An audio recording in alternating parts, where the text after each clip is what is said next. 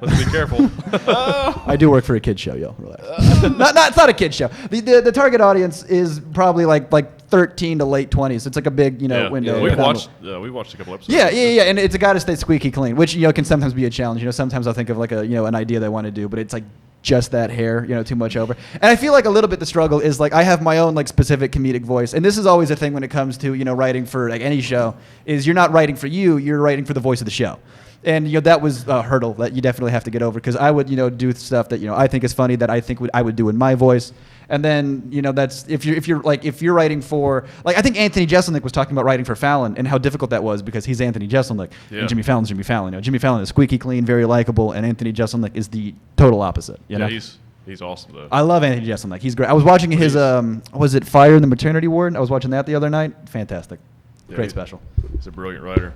Fantastic! But he's not like friendly, happy, easygoing. Yeah, no. And so I remember he was talking about. I think he was talking about on very Rogan. Dark comedy. Yeah, he was talking on Rogan. He was talking about how he would write a bit and then Fallon would laugh at it, but then he'd be like, "I can't do this." Yeah. This is funny, but I can't do this. Yeah. Like talking about eating babies or something. Yeah, something terrible. All right, we need to make a new channel, and I want to get that demographic that's just beyond that, but I want the XR rated version. That I want this. Yeah.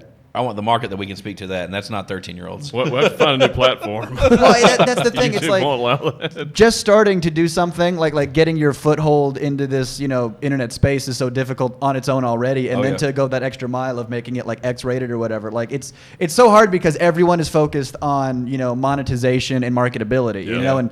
And when you're over there talking about like especially on YouTube nowadays, because YouTube nowadays is so concerned with making sure what they're putting ads on is something they want to put ads on. Because before it was like, let our YouTube do whatever, and then but then ISIS beheading videos came out, and they were like, whoa, Ford's advertising on what? We can't put our ads on. Hold on, whoa, we can't do that. A whole new meaning to Ford tough.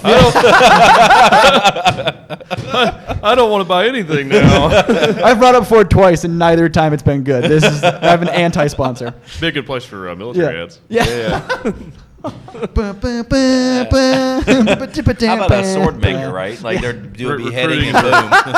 We make the best swords. If I got an ad for swords, I would second guess what I'm looking up on the internet that gets me the targeted advertising to make a sword. Dude, sometimes the stuff that shows Algorithm up on my is severely the suggested feed, sometimes like on my Instagram, I'm like, what the fuck am I looking at that this is what they think I want to look at? Well, now we're all going to get ads for swords. Yeah.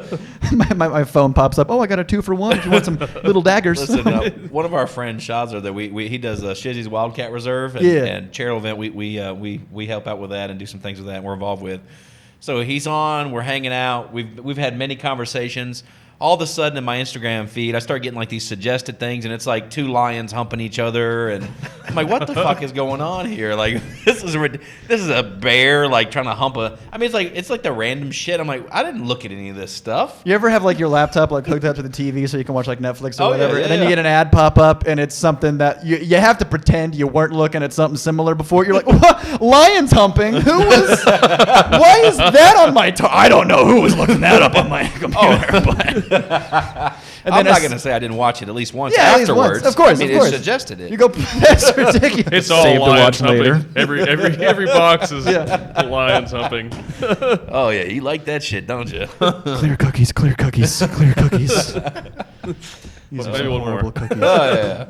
I can't find that video. What happened? Fucking clear cookies. Yeah. What's that? Have you guys gotten ads for that one website, Wish.com?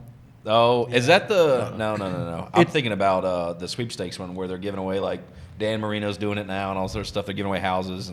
But what's the Wish one? Wish.com is like, it's like a website that's like designed for the weirdest products you could think of, and it's like, it'll send me stuff like, do you need 100 rubber chickens? And I'm like, what are you talking about? What is this? I wish I had ads for that. Yeah, it's like, do you need fake penguin legs? And I'm like, no, who does? Who needs that? Oh, I'm gonna check out Wish. It sounds like stuff that people didn't buy from China. Yeah, it's like all the like specific orders that were sent in to some like Chinese manufacturer, and then they're like, oh, we got to do something with all these weird specific products that we have. Let's just throw them all on one website. I know what we need to do. We need to start putting in fake orders to China, man. We need to come up with random shit and be a part of this. That's our cyber warfare. We're just sending in fake orders and then not picking them up. That's awesome. There you go. Yeah. The problem is some idiot out there is on Wish.com going, "Oh, I need 1,000 rubber chickens." I'm making an obstacle course. I need Yeah. 1,000 rubber chickens. How did you know? Do they have a squeaker inside of them? Well, they do stuff like Of course. It's not like a rubber chicken if they don't have They a do squeaker. stuff like that on Mr. Beast, don't they? Yeah. It's so funny because I feel like it got do a to a lot of point. random- I feel like it got to a point where the writers would like throw in a bunch of rubber chickens, and then we'd get word from like higher up, and they're like, "Oh, you guys got to knock it off with the rubber chickens. we've had enough of that." And I go, "All right, fair enough. Fair enough." We watched it just to see how Which the fuck videos they did you got watch? so I'm many just curious. followers. I know one we watched was like where they took these little The rubber Orbeez. balls, Yeah.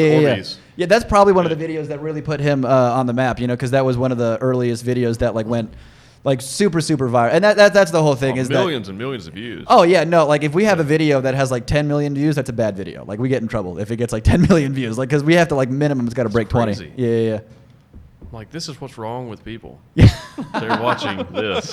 You Yeah. watch some like an important video, like really like scientific information. It's got like 200,000 views.